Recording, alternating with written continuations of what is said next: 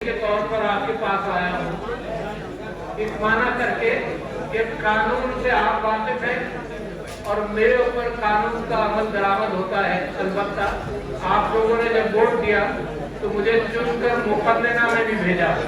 جب مقننہ نے بھی بھیجا تو پھر میں نے خود بھی تحقیق کی کہ کون سا قانون عارف الوی تم چاہو گے کہ تمہارے اوپر بھی لاگو ہو۔ اس حوالے سے میں آپ کے سامنے ایک تو 6 چیزیں رکھنا چاہتا ہوں کہ میں کیوں قانون کی پاسداری کروں گا۔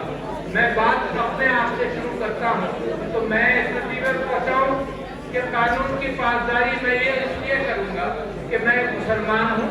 اللہ تعالیٰ نے کچھ قوانین میرے لیے قرآن کے اندر اعلان کر دیا تو میں اپنے مذہب کی وجہ سے قانون کی پاسداری کروں گا۔ دوسری بات کہ اگر قانون ہوگا، قانون بننا ضروری ہے تو میں قانون کی پاسداری کروں گا۔ تو لہٰذا قانون کا دائرہ اللہ تعالیٰ نے اپنی کتاب سے شروع کیا۔ اللہ تعالیٰ نے اسوہ حسنہ کی بنیاد پر قانون کا دائرہ وسیع کیا کہ میرے نبی نے کون سا قانون اپنی زندگی میں پابندی کروائی اور کی۔ اس کے بعد صحابہ کرام کی حدیثوں سے پتہ چلا کہ قانون کیا ہے، اور اس کے بعد پاکستان کا آئین علامہ اقبال کی منزل محمد علی جناح جو وکیل تھے انہوں نے پاکستان بناتے وقت جو وعدے کیا میں پڑھ کر آپ کو سناؤں گا کیونکہ آپ وکیل ہیں۔ یہ بات بہت ساری ہوا میں ہوگی مگر میں جناح کو کوٹ کرنا چاہتا ہوں کہ وہ میرے شہر کراچی کا وکیل تھا جس نے پاکستان بنایا، لہذا اس کو بھولا نہیں جا سکتا۔ تو میں نے آپ سے کہا کہ پہلے تو میری مذہب کا قانون، دوسرا کہ قانون بنا ہوا ہو اس کے اوپر، مگر تیسرے قانون جو امپلیمنٹ بھی ہوتا ہو، ایسا قانون جو امپلیمنٹ نہ ہو، جو جس کو لاقانونیت کے اعتبار سے چلایا جائے، ایسا قانون مثال کے طور پر دہشت گردی کا قانون بنایا دہشت گردوں کو پکڑنے کے لیے۔ دہشت گردوں کو جو چھوڑا ہوا ہے اس کی فکر نہیں ہے، ہر عام آدمی کو اس کے خلاف دہشت گردی کا قانون لگایا جاتا ہے۔ یہ قانون کیسے چلے گا پاکستان کے اندر؟ بہانا چاہیے لوگوں کے اوپر ظلم کرنے کا۔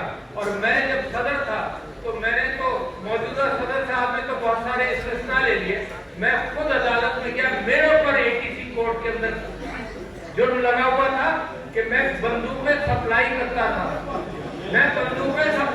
تھا، اور اس پہ گواہی کس کی تھی؟ پولیس والے کی گواہی تھی کہ میں نے خود جا کر استثناء سے وڈرا کیا۔ جب وہ میرے خلاف مقدمہ خارج ہو گیا تو PDM کی حکومت نے دوبارہ میرے پر مقدمے کا ریویو ڈال دیا۔ تو لہذا قانون جو امپلیمنٹ ہو انصاف کے ساتھ۔ تیسرے،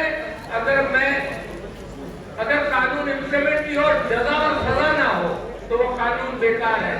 آپ یہ دیکھ لیجئے کہ پاکستان کے اندر یہ جو کوشش ہماری رہی کہ احتساب ہو، وہ احتساب کے قانون جس طرح سے بھی بنے سب کو غلط استعمال کیا گیا۔ لہذا میں نے تو ہمت ہار دی کہ جب بھٹو صاحب آئے انہوں نے کہا 1200 لوگوں کو ہم نکالیں گے، 303 لوگوں کو اس سے پہلے نکالا جا چکا تھا۔ ہر حکومت آتی ہے نئے لوگوں کو ذمہ دار کرتی ہے، بیٹا یہ تصویریں بعد میں بنا لو پھر انشاءاللہ بنتی رہے گی۔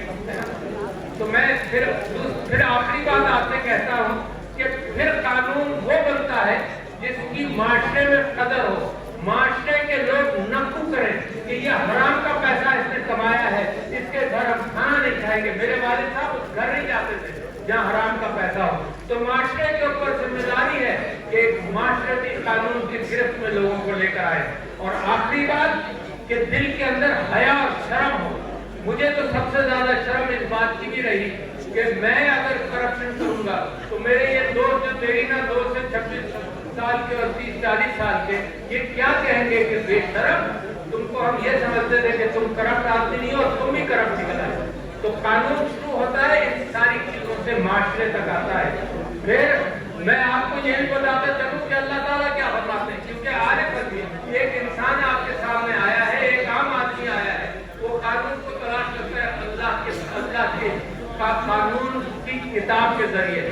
تو اس کے اندر اللہ کیا فرماتا ہے؟ اللہ فرماتا ہے تحکموا بالعدل، کہ انصاف کے ساتھ، عدل کے ساتھ حکمران عدل کے ساتھ رہیں گے۔ تحکموا بالعدل، اللہ تعالیٰ